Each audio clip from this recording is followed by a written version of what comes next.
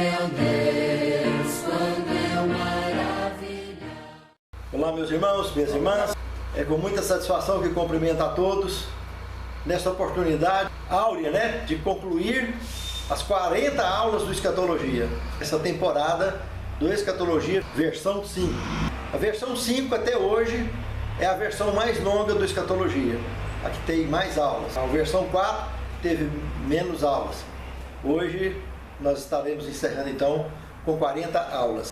O curso começou no dia 24 de abril do ano de 2019, hoje são 27 do ano de 2020. Então nós temos aí 1 ano e 3 dias de aula para fechar o Escatologia versão 5. Tivemos uma aula por semana desde o ano passado. Muito interessante, porque nós tivemos momentos eletrizantes, como teremos hoje em mais essa aula, e sempre com o livro sagrado trazendo grandes impactos e trazendo conhecimento, alimentando a nossa fé. Eu gostaria, antes de iniciar essa aula de hoje, convidar o irmão Edmilson, que venha dirigir a oração inicial. Oremos. Santo e maravilhoso Deus, Pai eterno, que habita no mais altos céus. Amém. Te agradecemos, ó Pai, por mais um dia de vida, por mais uma oportunidade que o Senhor nos deu, Senhor, de estarmos aqui reunidos hoje, como teus filhos, ó Pai, para estudarmos a Tua Palavra. Amém. Agradecido por essa dádiva, Senhor, de estarmos hoje concluindo o Escatologia 5, Senhor. Te agradecemos imensamente, Pai, pela saúde, pela nossa disponibilidade de estarmos aqui durante todo esse ano, Pai. Obrigado, Senhor. Mais uma vez te agradeço por nosso irmão Rafael estar sempre aqui disposto, ó Pai, a nos ensinar. Não só nós aqui presentes, mas os internautas, Senhor, que têm aprendido muito através dele, Senhor. Amém. Que o Senhor venha abençoar ele constantemente, ó Pai, para esse servo teu, ó Pai. Amém. Pedimos e te agradecemos em nome de Jesus, Senhor. Amém. Hoje, ao invés de revisarmos a aula anterior, nós faremos uma do curso todo, uma vista geral do que nós estudamos durante este ano, que encerra o Escatologia versão 5. Essa temporada de grandes estudos que nós tivemos no Escrito Sagrado. Na primeira aula que nós tivemos, e por sinal começou no apartamento do Antônio José, é um homem cego de nascença, a sua esposa também é cega, tem uma filha linda, uma menina muito bonita, saudável, enxerga normalmente, e esse moço muito inteligente. Esse moço, apesar de ser um homem com deficiência visual, é um moço super estudioso, dedicado, é formado em Direito, funcionário público. Se não me falha a memória, ele é jornalista também. Ele que pediu o início do estudo do Escatologia na época. E começamos lá no apartamento do sogro dele. Ele veio aqui só uma vez, aqui quando foi transferido para cá, para assistir aqui. Mas ele tem acompanhado pela internet, dentro do canal.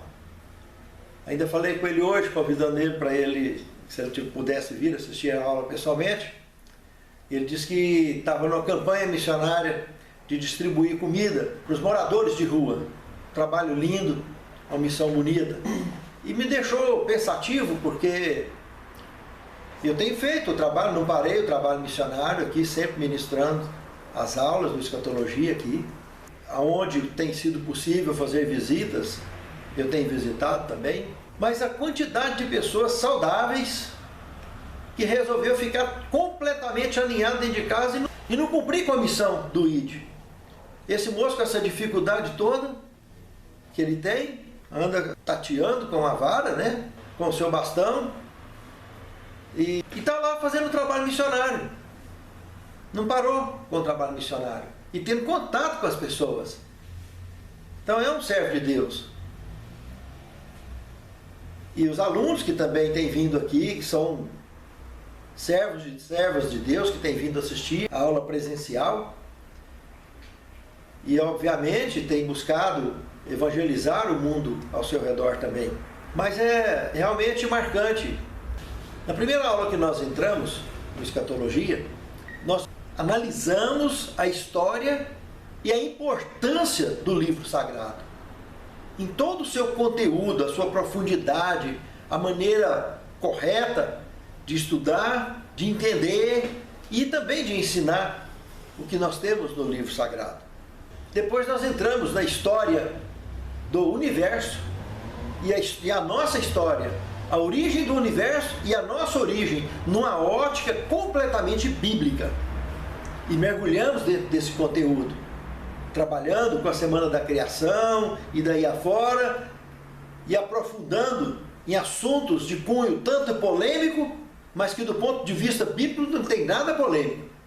Quando a gente fala que algum assunto bíblico é polêmico, é do ponto de vista estritamente religioso. Porque Bíblia tem o assim está escrito e está revelado. Tudo que está revelado, ainda que para muitos ainda é uma cegueira completa de entender ou de aceitar o que está nela, mas está revelado. Ainda que muitos não entendam ou não queiram entender, está revelado. E tudo que está escrito aqui está revelado e é para nós e os nossos filhos. Agora, o que está encoberto é o que não está aqui. Se está aqui, não está encoberto. Pode estar encoberto para alguns, mas está aqui, é para ser entendido, é para ser estudado, é para ser entendido. E nós temos várias profecias desse nível dentro da Bíblia Sagrada, que inclusive o profeta Daniel quis entender muito do que ele escreveu e entendeu muito pouca coisa do que ele escreveu, principalmente na área escatológica, que estava muito à frente dos dias dele. Esses escritos ele desceu ao descanso sem entender. E lá foi dito para ele que isso só seria compreendido lá no tempo do fim.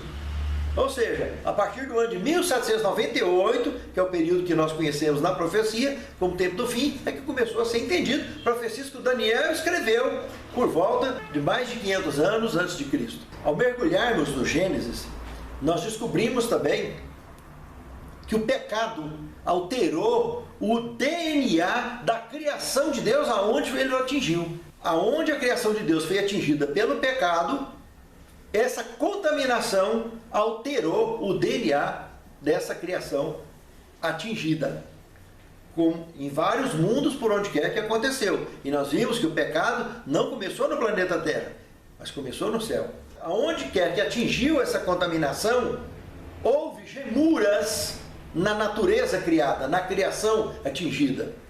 Conforme Romanos capítulo 8, verso 22 comenta. E não é à toa que nós conhecemos na nossa história, aqui na Terra é um exemplo, de asteroides de grande porte, como aquele que bateu lá na península do Yucatán, dando fim ao conhecido período da Era dos Dinossauros.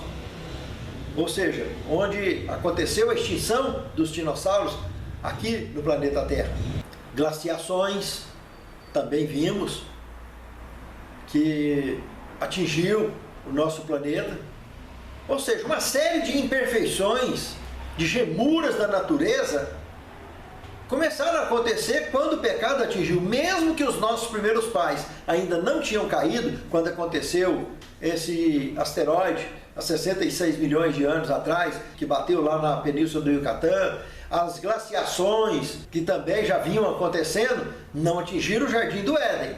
Os nossos pais, dentro do jardim, que é aquele muro de mais de 2.000 quilômetros, cada lado, que é onde nós temos o Oriente Médio hoje, antigamente foi ali, então, o Jardim do Éden.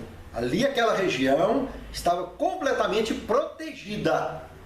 Como também essa mesma região, quando descer com a cidade santa lá do céu no futuro, que nós estudamos na aula passada, que fogo vai chover do céu e cobrir o planeta todo, destruindo os ímpios, Satanás, e todos aqueles que rejeitaram o plano da redenção serão executados. Aquele fogo, a cidade santa vai estar lá e não vai ser atingida, como os amigos de Daniel não foram atingidos pela fornalha de Nabucodonosor. E o Filho de Deus ainda apareceu lá andando com eles. Daquele mesmo jeito, os justos, quando for encontro com o Senhor nos ares, também vai estar no meio de uma fogueira daquela e não serão atingidos, não fará mal algum. Então, da mesma forma, estava lá o Jardim do Éden, com tudo que acontecia de gemura na natureza por causa do pecado, que há muito tempo, muito antes dessa terra ser formada já vinha acontecendo. Vários e vários planetas já vinham sendo bombardeados por asteroides, já vinham enfrentando problemas climáticos radicais e trazendo problemas para as criaturas onde quer que essas tenham sido criadas. A exemplo do que nós assistimos na história aqui do nosso planeta. O mais interessante, dentro dos estudos que nós fizemos, dentro da escatologia, foi ter a certeza absoluta, graças ao Espírito Sagrado, de que Deus jamais abandonou suas criaturas, onde quer que fosse. Ele sempre esteve do lado, tentando resgatar essas criaturas. Vimos o tempo todo isso no Espírito Sagrado. Até o próprio Lúcifer, ele tentou recuperar. Temos a prova com os escritos do livro de Jó. Deus tentando recuperar esse indivíduo, dando a oportunidade dele se recuperar, e ele fez foi piorar a situação dele. Até que não teve mais recurso, não teve mais jeito. Até entrar no céu, nós estamos falando do Jó, nós estamos falando de 2000 anos antes de Cristo, pouco mais de 300 anos depois do dilúvio.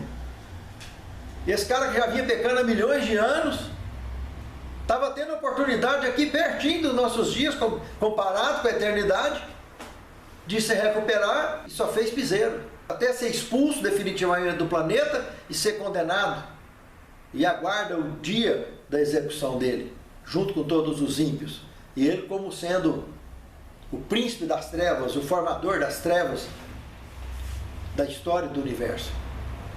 Deus o tempo todo criou formas e meios de atingir, de alcançar as suas criaturas, as criaturas atingidas pela contaminação do pecado.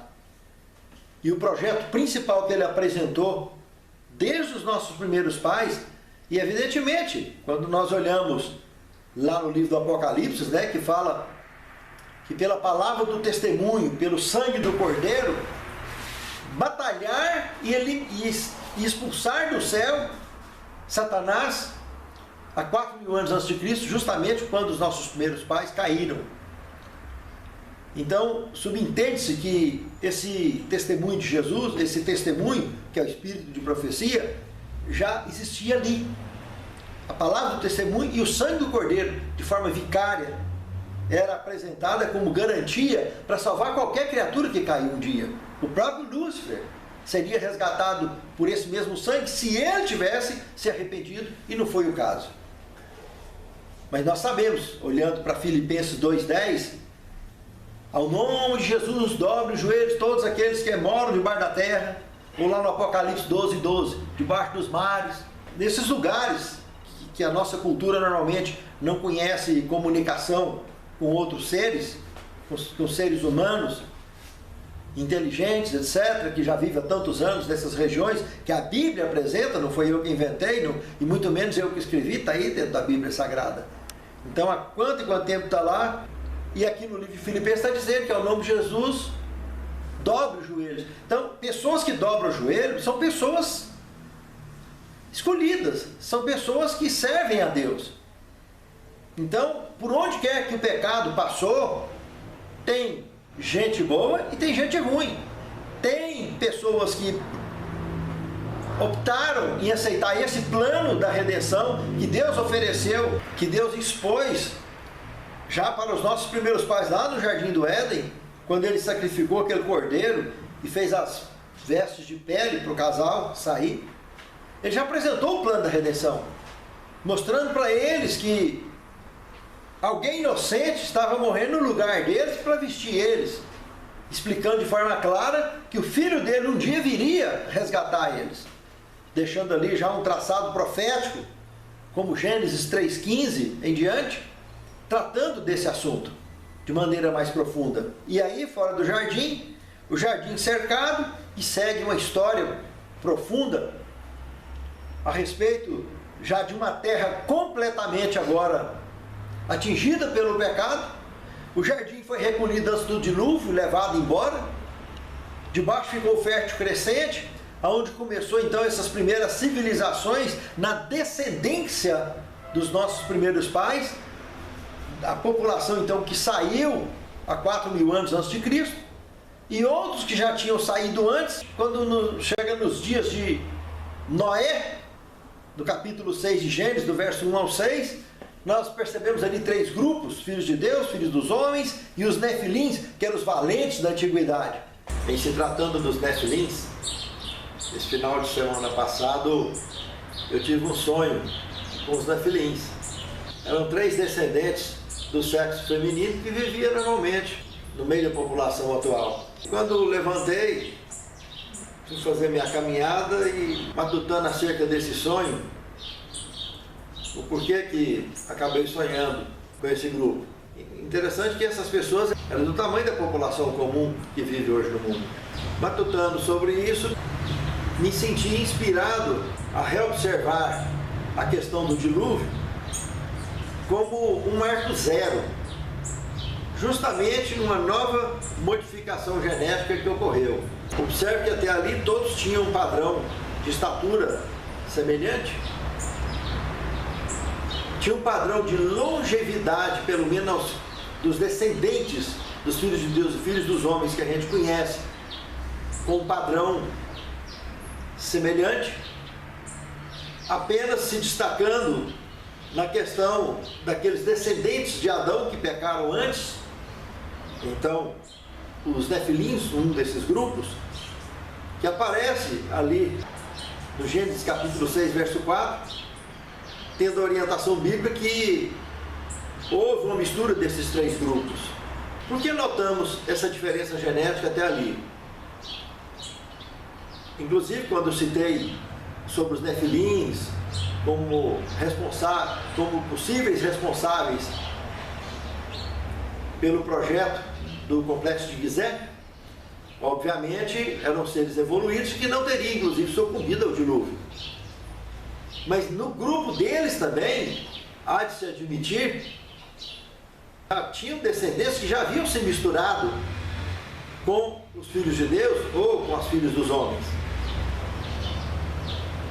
E desse cruzamento, eram Nefilins também, nos leva a concluir que das noras de Noé, quem sabe algumas delas fossem desses descendentes Nefilins. O porquê disso? Lá no final do Êxodo, cerca de pouco mais de 500, 600 anos à frente do dilúvio, nós percebemos lá na região de Jericó, Nefilins, aquelas famílias dos Anaquins, né, que eram descendentes dos Nefilins, que estavam ali, e manter a estrutura genética de porte, de estatura antediluviana. Eram gigantes, enquanto que os descendentes de Sem, normalmente, que chegaram então pelo êxodo à nação hebreia, já eram homens do nosso porte. Não sabemos a longevidade média, possivelmente seja a mesma padrão da época desses Nefilins, mas a estatura estava ali. Veja que curiosidade interessante. Noé morreu com 950 anos de idade, e Noé era de padrão de estatura elevado. E notamos isso pelo padrão, pela altura da arca, as portas e tudo mais. Não tinha mudado nada até ali com relação à estatura. As mudanças vinham ocorrendo num padrão médio de 900 anos até no dilúvio, e depois do dilúvio despencou do nada. Noé viveu 950 anos, manteve o padrão até bem elevado, mas morreu com 950 anos. Já o primogênito dele, Sem, já morre com 600 anos. Noé morreu no ano 2000 a.C., cerca de 4 anos antes de Abraão nascer, e quando Sem morresse, em 1848 a.C., já teria alguns anos de cativeiro egípcio. Nesse período ele morreu e ele vivia lá na região adjacente a Jerusalém e Jericó, aonde mais tarde encontraríamos os Anaquins, ou os remanescentes Nefilins, que ainda mantinham uma estatura elevada, dos quais, muitos anos ainda à frente, nos dias de Davi, ainda surgiria um filisteu, também de um porte quase idêntico aos Anaquins antigos. Era mais baixo um pouco, mas ainda era um gigante. Por que essa diferença de Noé para Sem? Observe que, quando Sem morreu, Isaac já estava com 48 anos de idade. E Abraão estava com 148 anos de idade. E já tinha quase 50 anos que Abraão tinha encontrado com Melquisedeque, um membro de raça pura que vivia lá na região de Salém, que futuramente se tornou Jerusalém. Próxima à região ali onde viviam então esses remanescentes nefilins. É muito curioso isso aí, não é? Aparecer essa mudança genética na estatura, na longevidade da população de um modo geral, mas um grupo que se manteve com a estatura elevada, não sabemos porquê, porque na descendência de Noé, isso já do nada já tomou um padrão que nós temos até hoje, em matéria de estatura, mas percebemos que no padrão de QI já havia um bloqueio considerável desses nefilins que se juntaram com os filhos de Noé. Cão foi quem povoou a região de Canaã. Sem povoou a região do Oriente Médio, que envolve também a região de Canaã. Então, tanto de um quanto de outro, houve participação na povoação dessa região de Canaã. Mas a presença de uma raça pura ali é muito interessante, numa missão interessante, porque ele recebeu os dízimos de Abraão, usava a moeda da época, usufruía certamente de serviços prestados da população comum. Enfim, é uma curiosidade interessante, o dilúvio como um marco zero dessa mutação genética que aparece, essas marcas, tanto na questão da longevidade, que já nos próprios filhos de Noé já identifica, como também na estatura, na descendência de Noé. Já aparece essa diferença marcante.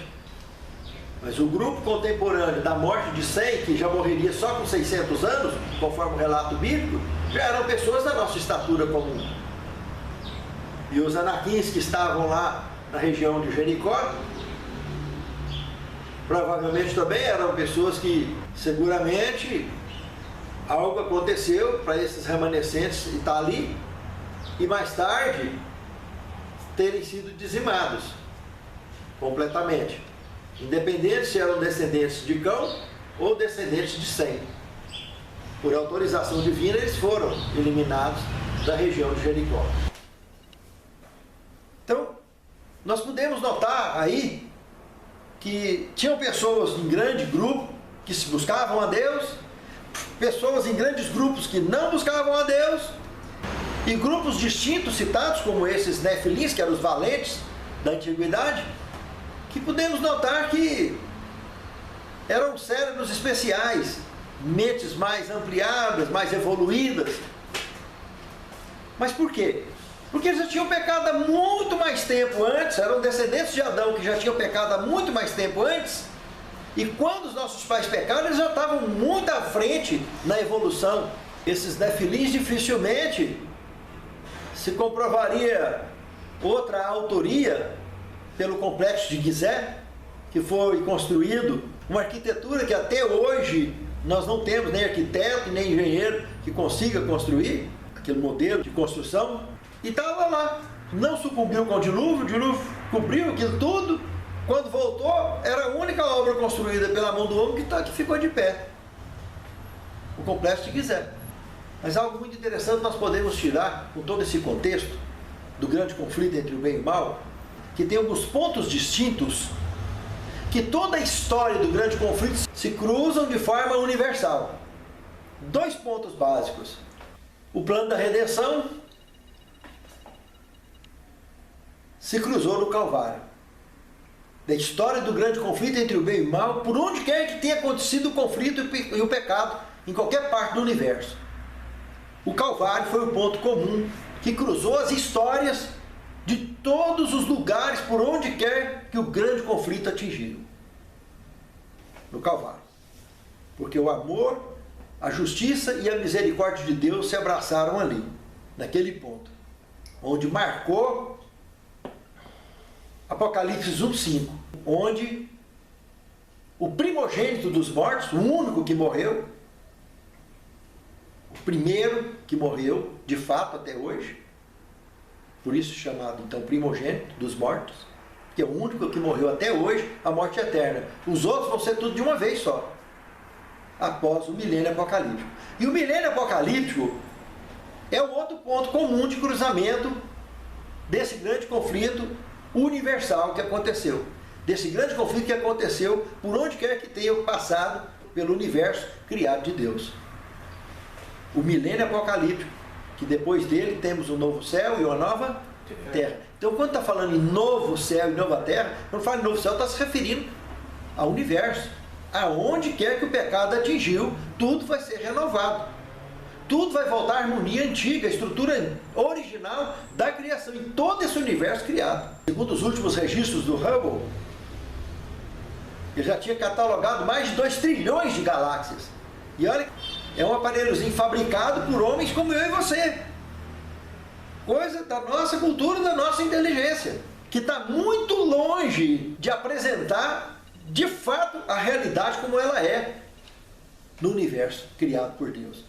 Que com certeza absoluta é infinitamente maior que isso. Mas 2 pontos comuns: o Calvário e o milênio apocalíptico. Nesses 2 pontos, a história de todo o universo, por onde quer que tenha passado, por onde quer que tenha sofrido a contaminação do pecado, esses 2 pontos são comuns de todo o universo, por onde quer que tenha passado o pecado. Ali se cruzam as nossas histórias.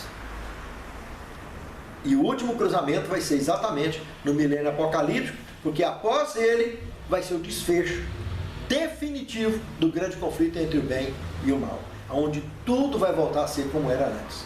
E em todo o curso que nós estudamos também, o ponto principal, a abordagem principal é focar, prestar atenção na vida e focar no desbloqueio da nossa mente. Que isso nós alcançamos graças à aproximação do conhecimento sagrado, revelado justamente no Escrito Sagrado e na voz viva do Espírito Santo na nossa consciência. Aí ele vai nos revelando, através da palavra de Deus, a revelação de Deus. E evidentemente mostrando qual é o caminho que nós devemos andar com segurança. E assim todos os servos e servas de Deus de todos os tempos têm procurado viver buscando a harmonia na relação com Deus e evidentemente com o semelhante.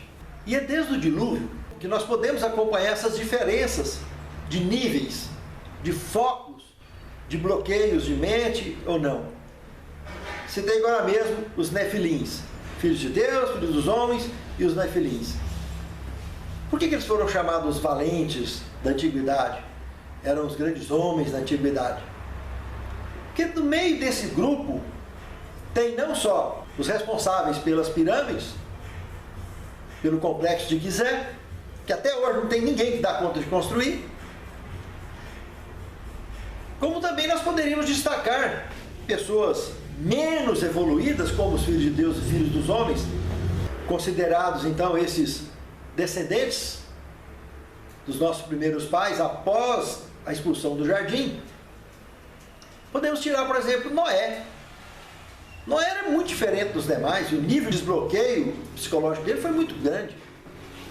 Vocês veem, por exemplo, ele construiu uma arca orientada por Deus de 144 metros de comprimento, 18 de largura e 24 de altura. Isso equivale aproximadamente a uma embarcação de 480 pés. Tem 65 anos, aproximadamente, que foi descoberto um barco de Cofu, um navio de Cofu, do lado sul da pirâmide de Cofu, daquela pirâmide maior. Era um barco de aproximadamente 42 metros, 143 pés. Estava todo desmontado e foi levado para ser montado no museu. Tem 65 anos que foi descoberto esse achado. Observe que esse barco de Cofu foi construído na mesma época da pirâmide, na mesma época do complexo de Gizé. Ou seja, ele era aproximadamente 250 anos para 300 anos mais velho do que a embarcação de Noé. Os fenícios e os egípcios já conheciam navegação, mas em barcos pequenos, como esse que nós vimos, que é o maior já encontrado até hoje, este Cofu. O de Noé é espantosamente maior. Embarcação do tamanho dessa de Noé só se dá a notícia por volta da Idade Média. Já durante o período da supremacia papal, período conhecido como Inquisição.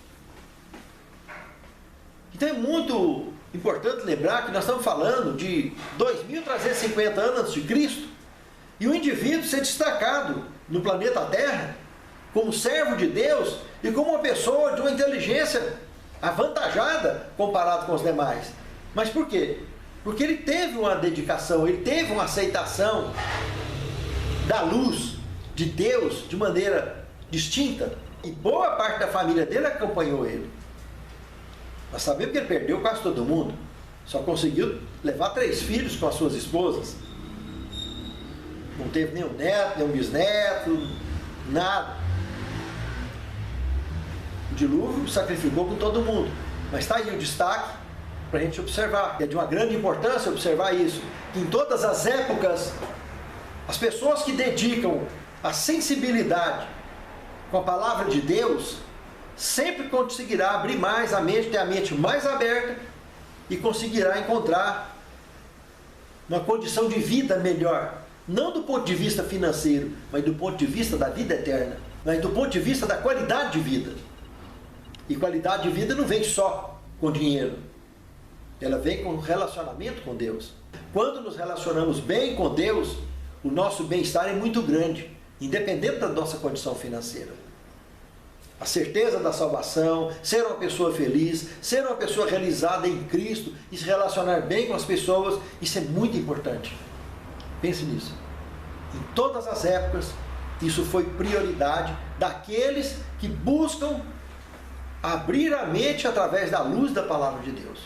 Nós temos também, nos dias de Sodoma e Gomorra, Abraão, foi contemporâneo da destruição de Sodoma e Gomorra, Ló. São pessoas diferenciadas. Ló conheceu os mensageiros de Deus de longe. Levantou e foi lá encontrar com eles, conversar com eles, convidou eles logo para ir para casa. Então isso significa que ele, Ló, era uma pessoa de mente mais aberta também, de um conhecimento mais amplo das coisas do reino de Deus. Abraão nem se fala. No cativeiro babilônico nós tivemos, por exemplo, Daniel, os amigos dele, nós tivemos Ezequiel. O próprio Nabucodonosor, a duras penas, acabou também abrindo a mente no finalzinho da sua vida.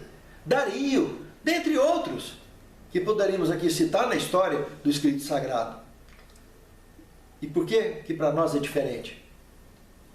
A importância que tem de prestarmos atenção no Escrito Sagrado. Dentre os 12, João, o discípulo amado, despertou primeiro do que todo mundo. E da mesma maneira aprofundou na aproximação e foi o que ficou com Cristo no final. Os demais abandonaram. Eles foram abrir muito depois a sua mente e começar a entender a missão de maneira profunda e abraçar de maneira profunda muito depois. Mas João não. João abraçou de cara. Ele não abandonou. A corrida dele que ele teve foi só lá no Monte das Oliveiras, quando Jesus foi preso. Dali para frente, ele estava do lado da mãe de Jesus o tempo todo. Não desamparou ela. E teve o tempo todo. Então, é uma prova. O apóstolo Paulo e quantos outros que foram abrindo a mente rápido, e graças a esses personagens, houve um avanço da causa de Deus de forma maravilhosa que chegou até mim e você hoje. Nós, hoje, que somos também conhecidos como os membros da Igreja de Deus nos últimos dias, que no Apocalipse é chamado de Laodiceia, o último período, povo justo ou povo do juízo. Claro que os quentes, esses quentes, realmente o raça eleita, mas tem o morno, que causa o vômito em Deus, e tem o frio, que ainda tem chance, não de ficar morno, mas de esquentar. de se converter e fazer parte da raça eleita, porque raça eleita é somente pessoas convertidas. E são esses raça eleita que Deus Ló. Ló, no futuro próximo, depois da destruição de Sodoma e Gomorra, com toda a mente aberta dele, com toda a inteligência, com todo o apego, vocês conhecem a história. Ele acabou sendo seduzido por suas filhas, mas aceitou a sedução. Aceitou a bebida e aceitou a sedução. E teve relação com as suas filhas. Amonitas e moabitas foram povos que surgiram dessa relação de Ló com suas filhas. Então, Jesus falou claro no seu evangelho que aquele que estiver de pé, cuide para que não caia. O espírito, na verdade, está pronto, mas a carne é fraca. Explique isso aí para mim. É isso que ele está dizendo. A nossa condição espiritual, o nosso foco, a nossa espiritualidade, a nossa decisão é muito forte, como foi a de Ló. Ló assistiu a destruição de Sodoma e Gomorra. Então ele estava espiritualmente, já estava pronto. Muito mais do que antes da destruição de Sodoma e Gomorra. Ele estava mais pronto. Mas a carne está sempre fraca. Ló se isolou. Então nós não podemos nos isolarmos também. Fica isso de lição. Quanto mais conhecimento a gente adquire, não é para se isolar, mas é para distribuir. Aí você se aproxima das pessoas e distribui. E não se torna um eremita. Porque o isolamento é que forma fundamentalistas, fanáticos, donos de igreja. É porque eles se isolam e não quer sair para ensinar, não quer cumprir com a missão. Quer só comandar. Quer só ficar no bem bom, quietinho, coordenando. Os primeiros lugares, nas sinagogas, não sei o que e tal. Então isso toda a vida existiu. Então partiu para o isolamento, está caminhando lentamente, percebendo ou não, para a apostasia. Que é o que aconteceu com Ló. Ele se arrependeu depois, tudo bem e tal, mas já tinha feito o piseiro. Como Salomão, o tanto de piseiro que Salomão fez. No fim da vida dele foi arrepender e morrer salvo. Mas quanto piseiro aquele homem fez? Então nós temos que ficar ligados nesse contexto para estar em ação missionária o tempo todo. Estar distribuindo a mensagem. Do contrário, se isolar, estamos sujeitos, infelizmente, a fraquejar. Pense nisso. É muito sério essa dica da palavra de Deus. A aula de hoje, analisando a genética do pecado. O DNA do Filho de Deus foi alterado para resgatar suas criaturas. No Evangelho de João, no capítulo 3, no verso 16, é comentado claramente que Deus amou de tal maneira suas criaturas, mas de tal maneira que Ele deu o seu unigênito. Essa palavra é pesada, irmãos. Quer dizer, único da espécie. Para que todo aquele que nele crê não pereça, mas tenha a vida eterna. Lá no Evangelho de João também, ele comenta que ele era o Verbo, no princípio era o Verbo, e o Verbo era Deus, e o Verbo estava com Deus. Tudo que foi feito por ele foi feito, e nada do que foi feito sem ele se fez. Presta atenção, irmãos. Ele já existia. Verbo quer dizer ação. E aí no Escrito Sagrado está dizendo que esse verbo, essa ação que existia, que era um aspecto absolutamente divino, que já era criador, normal. Ele, como Filho de Deus, e o Pai dele, então, por amor das criaturas, deu ele, fez ele se tornar um de nós, para através dele, Pai, Filho, Espírito Santo, conseguir resgatar membros da sua criação. Isso é o plano da redenção.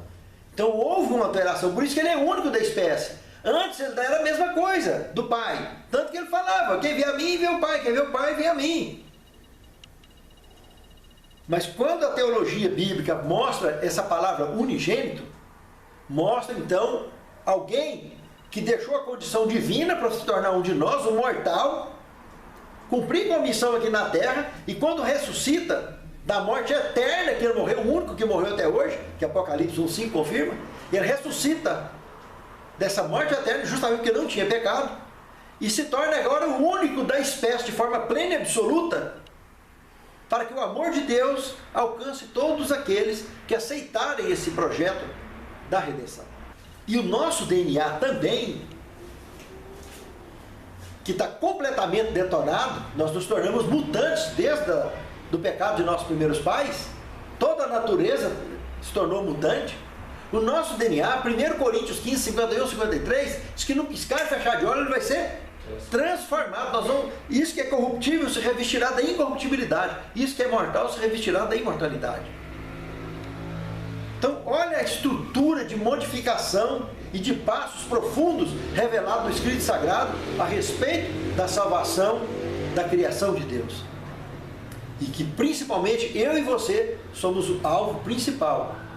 O ser que foi criado à sua imagem e semelhança, o ser humano.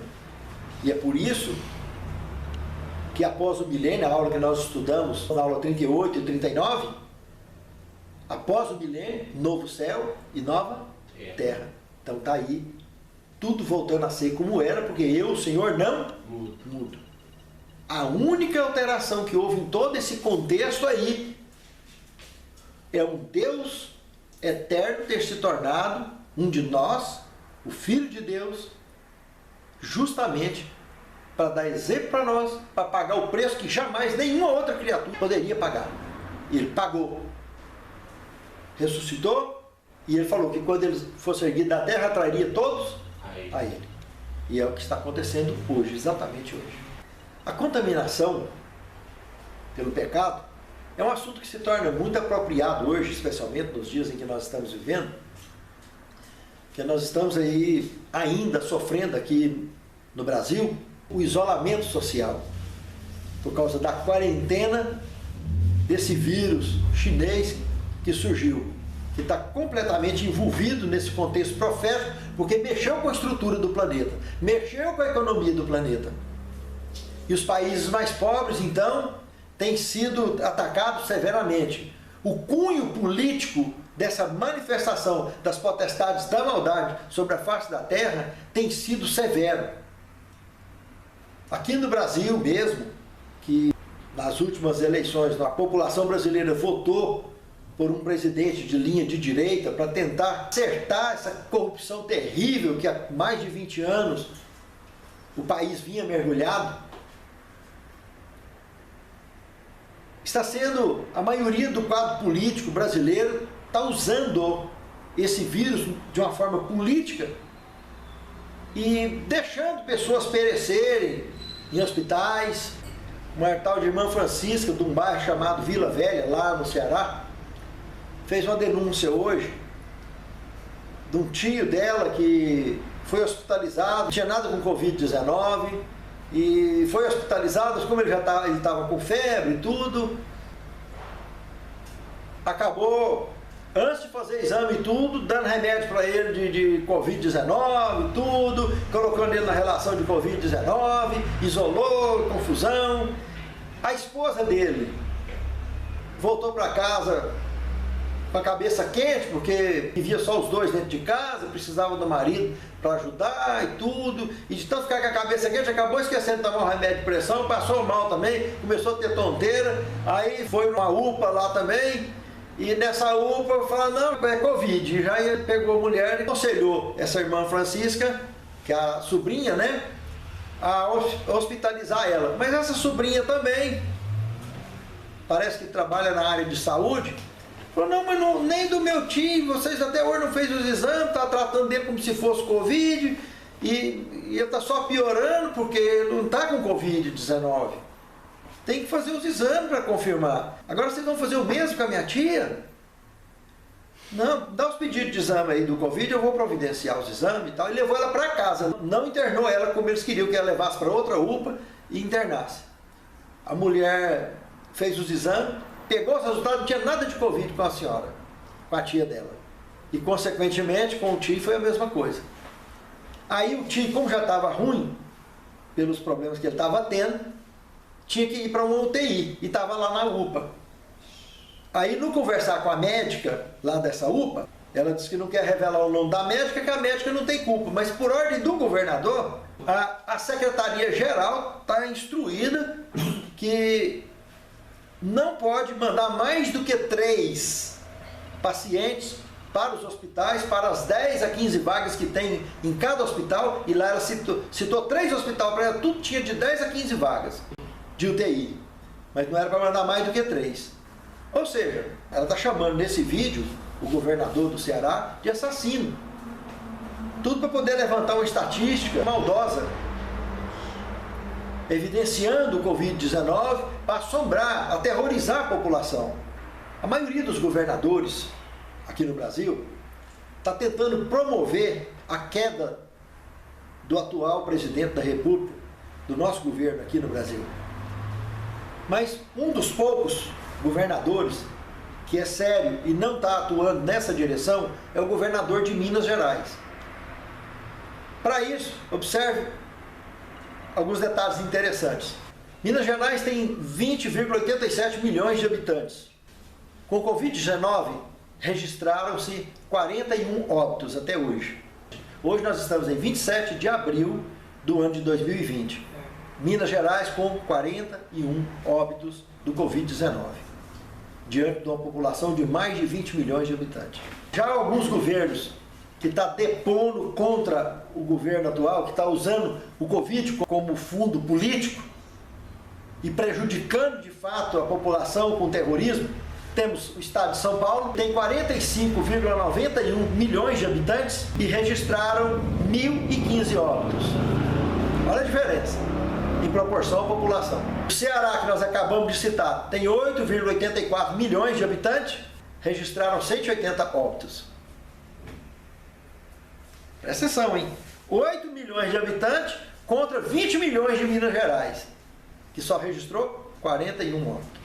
O Rio de Janeiro, que tem 6,83 milhões de habitantes, registrou 387 óbitos. E vários outros que poderíamos citar, como aqui em Goiás também, que tem surgido casos de pessoas que morrem esfaqueadas. No Brasil quase todo está acontecendo isso. Pessoas que morrem de gripe, que morrem de dengue, que morrem de H1N1, pessoas que morrem com pedrada, pessoas que morrem com pneu batendo no peito e coisas do gênero, e tudo é Covid, é para pôr Covid-19. Existe portaria de governo desses estados fazendo esse tipo de coisa. Então, isso é muito triste, porque a gente não consegue ver de outra maneira, a não ser que tem sangue de demônio na veia das pessoas que fazem isso, oprimindo a população. Deus querendo usar esses indivíduos para alcançar as grandes massas, pessoas que estão sendo usadas por Satanás, pelas potestades da maldade, por verdadeiros demônios, para oprimir, para aterrorizar a população do planeta Terra. Pense que é muito sério esse assunto. É por isso que o que ocorreu com essa contaminação do pecado na história do planeta é só o fogo de Deus para poder dar conta de erradicar, de exterminar de vez com essa contaminação. Somente e exclusivamente o fogo de Deus. E até isso acontecer na sua forma definitiva, Deus providenciou uma forma de fazer uma divisão no tempo de forma espetacular. Eternidade e realidade. A eternidade continua normalmente com tudo que continuou obedecendo a Deus e continua obedecendo a Deus. Está lá. Mas a realidade, que é a nossa realidade, a realidade daqueles que foram excluídos da eternidade é outra. Essa realidade passou a observar um ícone lá da eternidade chamado graça, que é a misericórdia e o amor de Deus cobrindo essa realidade, para que as pessoas tenham conhecimento da eternidade e possam viver uma realidade consagrada a Deus, amando a Deus acima de tudo e o próximo como a si mesmo. A nossa realidade está à parte da eternidade. Você queria comentar alguma coisa, Arilson? Eu tenho uma cliente que trabalha na área da saúde, no Hospital Sara Kubitschek em Brasília e no Hemocentro. E ela disse que o teste do Covid-19 gasta 15 dias para ficar pronto. Não é? Chegou e acusou. mas existe a portaria, a orientação. O médico falou, põe Covid-19. Que absurdo. E morreu. Morreu, o rapaz faltou. Morreu com Covid-19 com a bala de 38. Eu acho que era bala de Covid-19. Então Covid-19 agora tem bala. Ela disse que achou um absurdo, mas foi o laudo que o médico mandou colocar.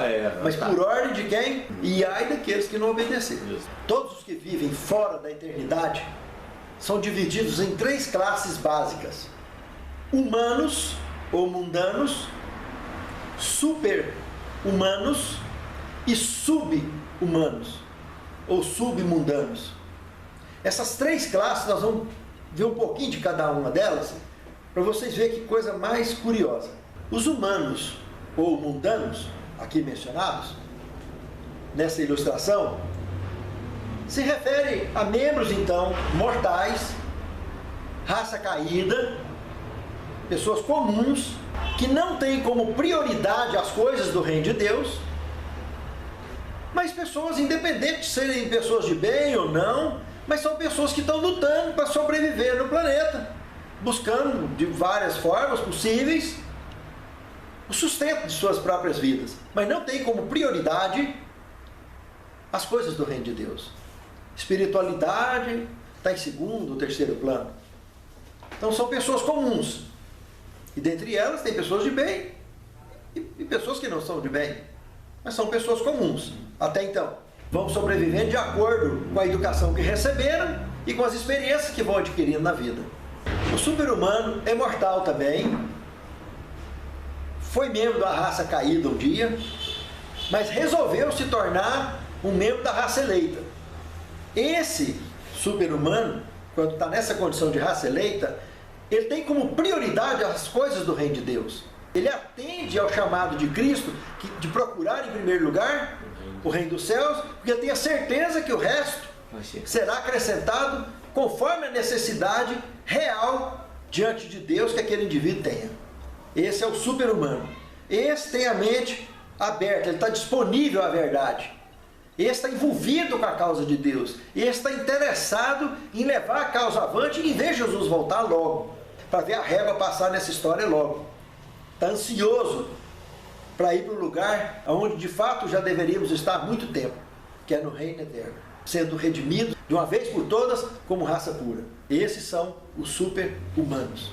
Os humanos comuns, eu vou citar de exemplo de humanos comuns, ou de mundanos comuns, familiares de Noé que pereceram no dilúvio é uma espécie de pessoas comuns, mas que não priorizavam as coisas do reino.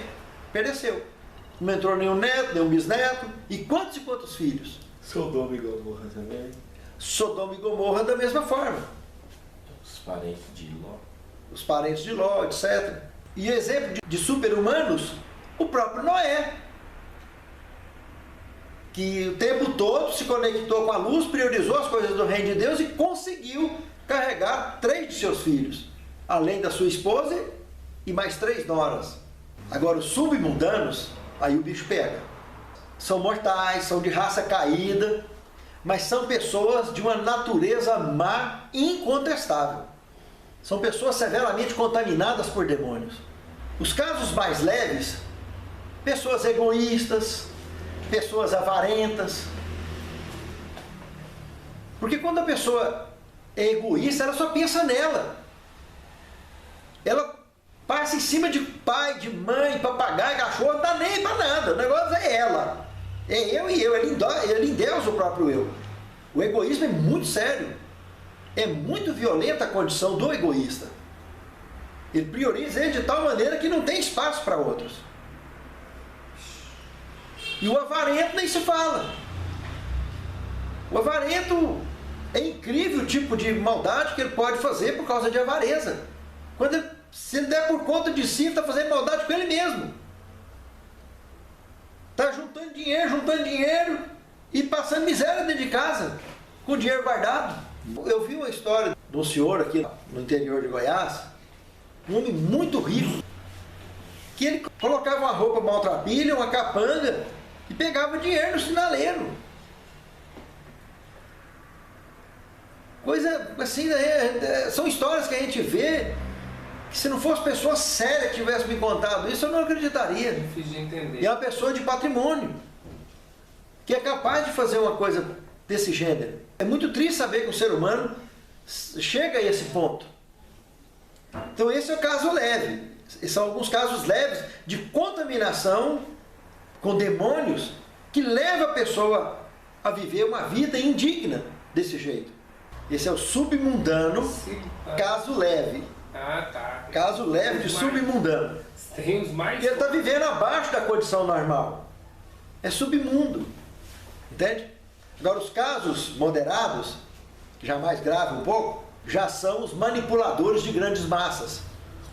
Do tipo traficantes, governos que faz isso que nós estamos vendo fazer aí, usando o Covid-19 para detonar a economia do país, derrubar um governo. Então não está nem aí para quantos que vão morrer por causa disso.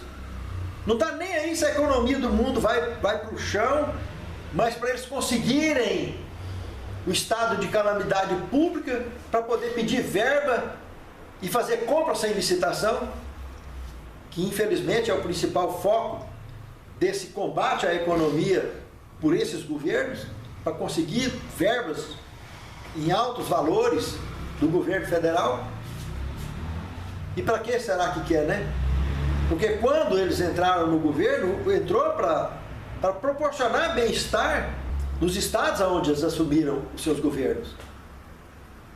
Quem votou neles, votou para isso, para ver aquele estado melhorar. E o que está acontecendo? Esses estados estão entrando numa calamidade de economia terrível. Se renderam à mídia terrorista que está assombrando a população, não só no Brasil, mas no mundo inteiro. E essas estatísticas vêm compondo essa manipulação de grandes massas. Que o outro exemplo, as próprias mídias, os próprios canais de televisão que se rendem às potestades da maldade, como esses governos comunistas que têm manipulado através da mídia a população no mundo inteiro, aterrorizando com o Covid-19, que em matéria de nível de letalidade é o menor de todos os vírus que veio, é o menos letal de todos os que vieram da China desde 1959. E como que foi o primeiro que deu conta de paralisar quase com o mundo inteiro e prejudicar a economia do planeta. Por quê? Porque isso é um sangue de demônio correndo na veia de seres humanos que deveria estar beneficiando a população mundial, trazendo bem-estar da população mundial, está aterrorizando para buscar benefícios, para tirar proveito próprio. Então isso é terrível, é revoltante assistir esse tipo de coisa. Não dá para imaginar outra coisa a não ser uma contaminação de demônio na natureza humana desses indivíduos, que são submundanos, realmente, de maneira bem qualificada. Todo político desonesto, todo traficante, todo quadrilheiro está encaixado dentro desse quadro moderado de submundano.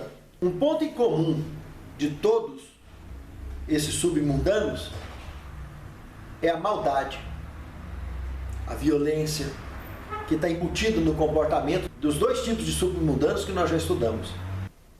Agora, um outro tipo de submundano complicado são os endemoniados, que nós temos alguns exemplos aqui na Bíblia, mas endemoniado de fato. Vamos lá analisar alguns deles. E vamos ver o terceiro agora, os endemoniados propriamente dito, e nós vamos ver que são diferentes níveis de demônios. Em Atos dos Apóstolos, capítulo 16, versos de 16 a 18, nós temos ali um tipo de demônio pacífico e até sensato, que vivia numa jovem adivinha. Ela saía adivinhando coisas da vida dos outros para ganhar dinheiro para os seus dominadores, para os seus patrões. Ainda tinha patrão que evidentemente eram também submundanos, porque dominadores de massas, mas usando uma endemoniada, né? Não sei porquê, né? Esse submundano moderado tem uma atração muito forte por coisas de demônio mesmo. Está aí a prova dentro da Bíblia Sagrada. Foi atrás de uma endemoniada para poder usar. E desde ela novinha que ela tem esse demônio, e ela foi se desenvolvendo junto com ele, e ela sempre pacífica. Constantemente ela estava elogiando Paulo, ele é servo de Deus Altíssimo. Aí Paulo perdeu a paciência um dia desse, expulsou o demônio dela, pronto. Ela ficou no normal, e Paulo entrou no culto. Foi levado lá para a praça e apanhou junto com os companheiros, né? Por causa disso. Agora observa que coisa tremenda, né?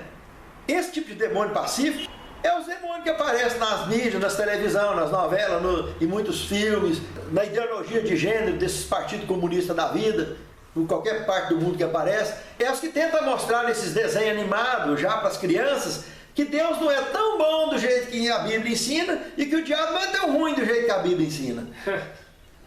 Então vai criando essas situações de confusão na cabeça já das crianças, manipulando massas, preparando massas para a perdição. Mas no fundo, está a violência lá por trás de tudo. Essa endemoniada mesmo estava ganhando dinheiro dos seus patrões para poder, evidentemente, proporcionar uma vida egoísta, egocêntrica, isolada dos demais que estavam sofrendo dificuldades financeiras por todo lado que passava. E exigindo da população que pagasse, né? Para poder conseguir as adivinhações que o demônio que estava naquela moça pudesse revelar. E o endemoniamento, propriamente dito, atua mais ou menos como vírus de computador. De alguma maneira, eles penetram na mente humana e afetam o cérebro humano. E tem vários níveis diferentes, como eu estou dizendo. Aqui eu mostrei um tipo de demônio pacífico, né? E até sensato, entre aspas, como esse de Paulo lá em Filipos, né? Mas nós temos outros tipos de endemoniamento também. Os drogados, bêbados, pessoas que perdem o controle completo e rouba pai, rouba mãe, rouba qualquer um, faz qualquer tipo de besteira para conseguir droga, para conseguir o vício. E no efeito desses tóxicos ou do álcool, bate, mata, quebra as coisas, faz besteira de todo tamanho. São formas de endemoniamento temporária que contamina o portador de acordo com as suas atitudes, da sua aproximação com esses malefícios que jamais uma pessoa normal deveria estar se aproximando, álcool e droga. Nós temos também no Evangelho de Lucas, no capítulo 9, do verso 37 ao 45, um outro tipo de demônio. Um demônio que desperta efeito convulsivo, auditivo e de fala. Nesse contexto bíblico nos apresenta uma criança, que é outra curiosidade interessante, e nós vamos ver por quê que o demônio pegou essa criança dentro desse contexto e que deixou a criança surda e muda, além de sofrer convulsões. E no capítulo 9 de Marcos, no verso 25, é que comenta que deixou ele surdo e mudo. No capítulo 9 de Lucas, no verso 38, comenta que ele era filho único do Senhor. E em Mateus capítulo 17, verso 15, comenta que ele era lançado constantemente no fogo e na água. E se feria por causa disso. Isso aconteceu depois da noite do Tabor. Vocês lembram que Jesus tinha levado só 3 lá para cima: Pedro, Tiago e João. Os outros ficaram lá embaixo. Pelejar e não deram conta de expulsar o demônio dessa criança. E Jesus desceu e resolveu o problema. Nem os outros 3 também, que depois que desceu, que tentou também, não conseguiu. Mas Jesus, antes de curar o menino, descobriu o problema do endemoniamento numa criança, que Jesus já tinha dito que o reino de Deus é das crianças. Deixai vir as minhas crianças, porque delas é o reino de Deus. Vocês têm que se tornar como uma criança. Se você não se tornar como uma criança, jamais entrará no reino de Deus. E agora Jesus estava de frente com uma criança endemoniada. E Jesus matou a charada logo. Mas para poder ficar clara a charada, ele conversa primeiro com o pai do menino, antes de curar o menino, que já, quando viu Jesus, começou a dar convulsão, cair no chão e quase morrer. Jesus começa a conversar com o homem para ver se o homem apontava de forma pública para registrar para mim e para você o porquê que aquela criança estava endemoniada. E não demorou muito. quando o homem disse para ele: Senhor, se tu podes, faça alguma coisa, porque o seu discípulo não deu conta de nada. Jesus virou para ele e falou: o quê? Se tu podes? A família ali não cria em Deus, não vivia a fé. Então uma família que não vive a fé, de fato conhece a verdade, mas não pratica a verdade, não vive a verdade, é uma família, é um lar que está sujeito à visita de demônios. Não pode reclamar depois. Então isso é muito sério. Aqui está um tipo de demônio que gera convulsão, deixa surdo, deixa mudo e ainda faz com que a pessoa tenta se matar. E no Evangelho de Marcos, capítulo 5, do versículo 1 ao versículo 20, nós temos um outro tipo de demônio. Legiões. Já anda aos milhares, é uma infestação. Esse indivíduo também, como os demais demônios, agia também com violência, tanto contra o próprio indivíduo, quanto com relação às pessoas das quais ele aproximava. Esse se feria com pedras, morava em sepultura, junto com corpos, sepulturas cavadas nas pedras, ele arrancava, ele afastava as pedras e entrava para dentro, e dormia dentro desses sepulcros. Era uma pessoa totalmente isolada da sociedade. Esse, por sua vez, tinha forças absurdas, porque diz que ele era preso com grilhões quando muitos homens o cercavam e conseguiam prendê-lo, amarrava com grandes correntes, grilhões mesmo, corrente pesada, e ele conseguia estourar essas correntes. Então tem uma força descomunal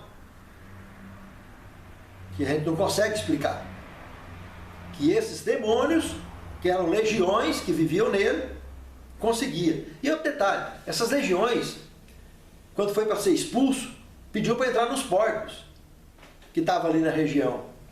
E mais de 2.000 porcos precipitou, morra abaixo e caiu no mar e morreu.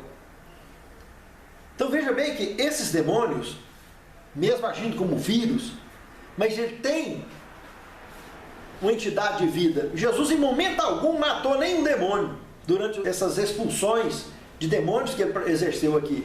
Ele expulsava eles, eles voltavam de onde eles vieram, e para os donos deles. E quem são os donos deles? O príncipe das trevas, com seus companheiros, que desenvolveram esses tipos de vírus, como se fossem vírus de computador, mas que têm vida própria. Jesus comentou em outras ocasiões que quando o demônio é expulso de uma pessoa, ele sai passeando por aí, etc. Depois ele dá saudade, ele dá vontade de voltar. Se ele não achar lugar para ficar, ele volta. E se ele encontrar a porta aberta, ele entra e carrega com ele mais quantos? 7 pior. Que ele sai por lá e nem encontra os companheiros no caminho por aí, resolve: não, vamos na casinha velha que eu tinha ali e tal, e volta. Se ele perceber que o coração ainda está aberto, igual a casa do pai do menino, que estava aberto, ele entrou e carregou. Entende, irmãos? Maria Madalena era uma que tinha 7 demônios, porque ela conheceu a verdade, mas voltou a pecar de novo. Aí da segunda vez que Jesus encontrou com ela, da primeira vez livrou ela do apedrejamento, da segunda vez livrou ela de 7 demônios, e da terceira vez ela quebrou a vaso alabastro do pé, e foi onde ela se converteu definitivamente e se agregou ao cristianismo. Mas sabe, irmãos, fiquem atentos, porque em suas diversas formas esses demônios atuam. E tem como propósito derrubar, desestruturar a causa de Deus sobre a face da terra. As potestades da maldade conseguiu fazer o planeta todo praticamente parar. A obra de Deus está insultada com essa paralisação, que era para os servos e servas de Deus do mundo inteiro. Está buscando seus direitos constitucionais de ir e vir e de pregar a palavra, e de estar amparando as pessoas, de estar curando as pessoas, e não de ficar aninhado dentro de casa. Poucos continuam fazendo o trabalho, ainda que de forma clandestina, porque entendem biblicamente que mais importa obedecer a Deus do que aos homens. Em Mateus 26:41 é o texto bíblico onde diz que o espírito na realidade está pronto, mas a carne é fraca. Vigiai e orai. Porque o espírito está pronto, mas a carne é fraca. Fica ligado. E esses demônios Essas potestades da maldade têm um propósito único: derrubar os servos e servas do Altíssimo, aonde quer que eles encontrem um. Não importa se para isso precisa dele detonar com 10, 15, 20 ou milhares de pessoas comuns para atingir um servo do Altíssimo, uma serva do Altíssimo. Mas graças a Deus que nós temos exércitos de anjos de raça pura nos protegendo, nos guardando e nos guiando. Amém. A apostasia, meus irmãos, que a pessoa conhecer a verdade e voltar a viver no pecado aberto, é o combustível da perdição, altamente inflamável. Quando eu disse de Ló, ele viveu numa apostasia, Salomão viveu numa apostasia, porque conheciam a verdade e vieram a cometer apostasia. Pagaram um preço alto por isso, mas vale a pena. E quantos que vão para a apostasia e não voltam mais? Como foi Judas? Como foi Esaú? Como foi Caim? E quantos outros? Ananias e Safira? Entendemos? E Ananias e Safira, inclusive, foi um caso de demônios da avareza, né? Por causa da avareza. Entraram numa apostasia absoluta e se perderam. Simples assim. Não voltaram mais. Por outro lado, a conversão genuína é a única maneira de vivermos de forma garantida na graça e na salvação de fato que Ele nos dá hoje. Nós respiramos ela já hoje. E para isso, no Evangelho de Lucas, no capítulo 3, verso 16, João Batista, o primo de Jesus, comentou: eu, em verdade, vos batizo na água para o arrependimento, mas aquele que vem após mim é mais poderoso do que eu, cujas sandálias dele eu não posso nem amarrar. Ele vos batizará no Espírito Santo e com fogo. Meus irmãos, quando a gente vai no Evangelho de João, capítulo 3, do versículo 1 ao versículo 21, nós podemos notar Jesus explicando com detalhes sobre esse batismo. E ninguém pode nem entrar no céu e nem ver, se não aceitar a forma batismal de se agregar ao reino de Deus. Jesus confirmou a missão de João Batista e confirmou a necessidade dessas três formas de batismo. São os três que nos identificam como raça eleita. Só um ou só dois desses batismos não nos qualificam como raça eleita ainda. Porque nós somos missionários. Todo raça eleita é um missionário. Não importa se ele tem formação, se ele não tem. O que importa é que ele está salvo e ensina a salvação para os outros. Na medida que ele recebeu de orientação, ele transmite. Não tem que ser mais e nem menos, não tem que ser igual a ninguém. Tem que ser você mesmo. O que você conhece, você ensina. O que você não conhece, você não ensina. Busca conhecer o que você precisa. Transfira aquilo que você aprendeu. Tenha isso como foco. Senão você não está vivendo esses três batismos. O batismo na água é uma forma de você apresentar diante de Deus e diante dos homens que você selou por fora. Você está selado por fora. Você mudou de exército. Você saiu do engano. Por isso que você deixou a forma que você vivia antes de vida e está vivendo agora diferente. Passou para o exército e você descobriu que esse agora é o exército de Deus. Você viveu enganado até aqui. Então daqui para frente você vai se batizar porque você quer mostrar que você faz parte desse exército. Esse é o batismo nas águas, te sela por fora. O batismo no Espírito Santo, Jesus falou bem claro também para Nicodemos, batizar na água e no Espírito. Gente, o que é batismo do Espírito? Qual é a função do Espírito? Qual é a obra do Espírito? Qual é a missão do Espírito? Convencer o mundo do pecado, da justiça e do juízo. Ou seja, você tem esse tipo de consciência, você está agregado com o Espírito Santo. Se você tem essa consciência, você mudou de vida. Aí você selou o coração. Na sua mente, no seu coração, você está selado com esse princípio. Muitas pessoas se batizam muito antes do Espírito Santo do que nas águas. Batiza muito primeiro, se converte primeiro. Batismo do Espírito Santo é a conversão genuína, é aquela que está no coração e na alma. O batismo na água, você sela por fora. Todo mundo agora sabe que você pertence ao povo de Deus. Agora, o batismo no Espírito Santo é aqui dentro. É o selo na mente e no coração. Você é uma pessoa convertida, você mudou de vida. E o batismo no fogo, que João Batista está falando, que Jesus falou, como eu anseio que o mundo se incendeie logo, que eu seja batizado nesse outro batismo. Não só ele, mas todos os seus escolhidos. Para ver o mundo todo ser redimido e resgatado. É o fogo do entusiasmo de levar o que eu e você conhecemos para frente. E ver as pessoas se render aos pés de Cristo. Para naquele grande dia nós podermos abraçá-las no céu. Meus amados, hoje, nesse dia, o que você aprendeu dentro dessa escatologia, entendeu no escatologia, nessa temporada do escatologia, versão 5,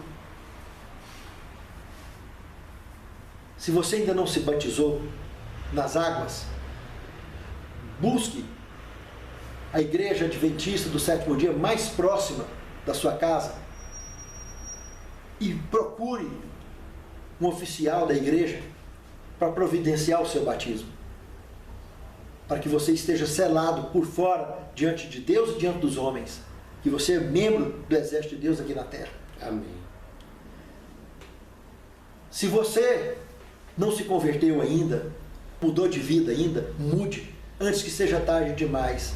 Seja uma pessoa convertida, porque só uma pessoa convertida se qualifica como raça eleita, como povo escolhido de Deus. Tem muita gente dentro da igreja, batizado nas águas, que infelizmente não está batizado até hoje no Espírito Santo e muito menos no fogo. Está numa letargia espiritual e morna dentro da igreja. Não é raça eleita ainda, ainda é raça caída. O raça eleita é convertido e tem os 3 batismos. Que Deus abençoe a mim e a você.